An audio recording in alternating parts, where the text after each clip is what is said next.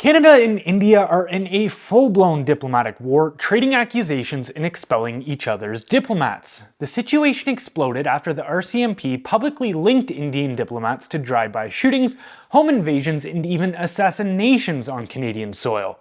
What was once a peaceful and stable nation has now been turned into a playground for foreign powers to conduct criminal and terrorist operations.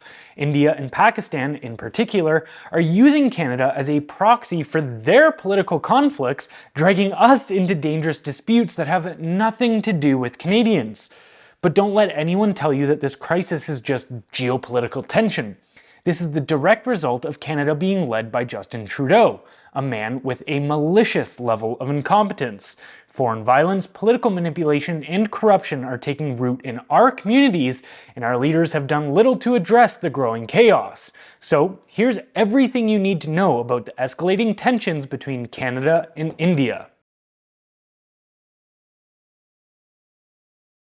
The collapse of relations between India and Canada started under Trudeau, who inherited a strong relationship with India from Stephen Harper. Harper's government prioritized these ties, launching free trade agreement talks in 2010 and signing a nuclear deal in 2015. However, by 2016, Trudeau's government stalled these initiatives, frustrating both sides. Trudeau's 2018 visit to India was a full-on disaster when a convicted pro-Khalistan terrorist was invited to an official dinner, an incident that embarrassed Canada and enraged India. And for good reason. India has long viewed the Khalistani movement, which seeks to carve out an independent Sikh state within India, as a grave threat to its sovereignty. Violent insurgencies tied to this movement claimed around 20,000 lives in the 1980s and 1990s. Trudeau's blunder not only exposed his government's incompetence, but also fueled India's suspicion that Canada is harboring extremists. Despite this embarrassment, Trudeau's government made matters worse by later removing references to Khalistani extremism from official reports under pressure from pro-Khalistan supporters. It was a clear signal to India that Canada wasn't taking their concerns seriously.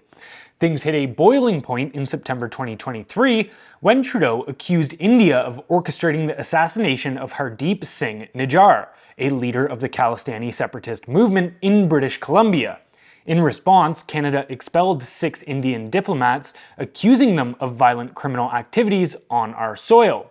India retaliated by expelling Canadian diplomats, turning diplomatic tensions into a full-on crisis. Nijjar's leadership in the pro-Khalistan movement, and India's view of him as a terrorist, is at the heart of this dispute.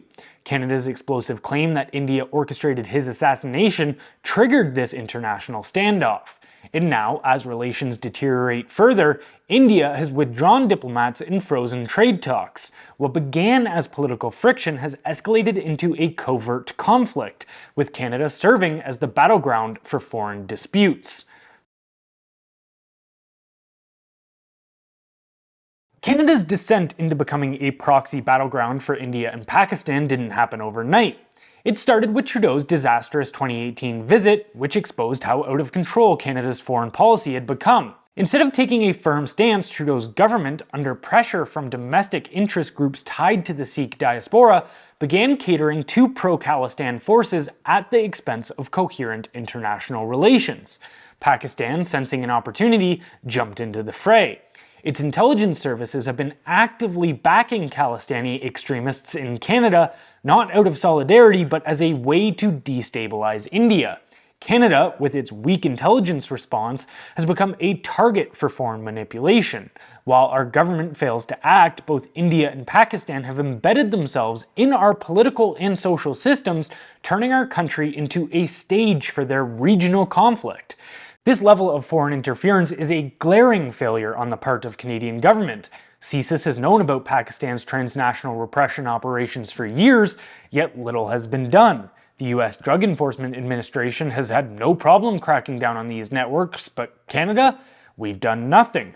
This incompetence has allowed foreign actors to exploit our national security weaknesses, and now Canada is paying the price.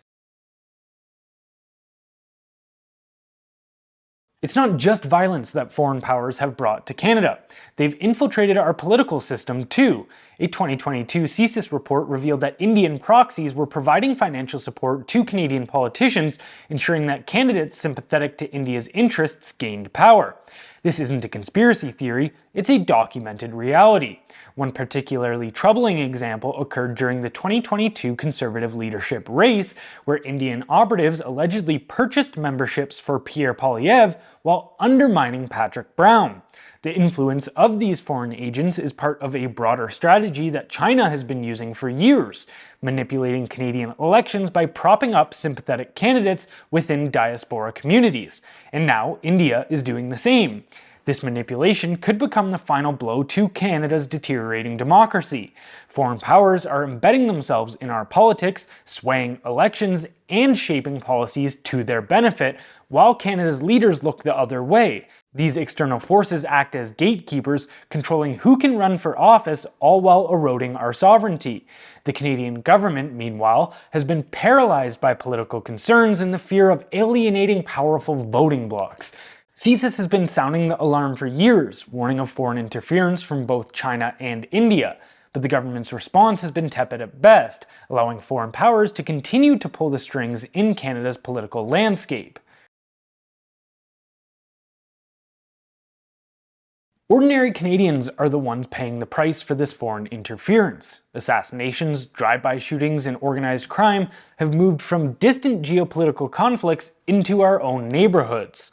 Our country is now a battleground for foreign powers, and Canadians are waking up to the grim reality that their government has let this happen. But the damage goes beyond physical violence. Foreign governments are corrupting our political system, funding politicians, and shaping our elections.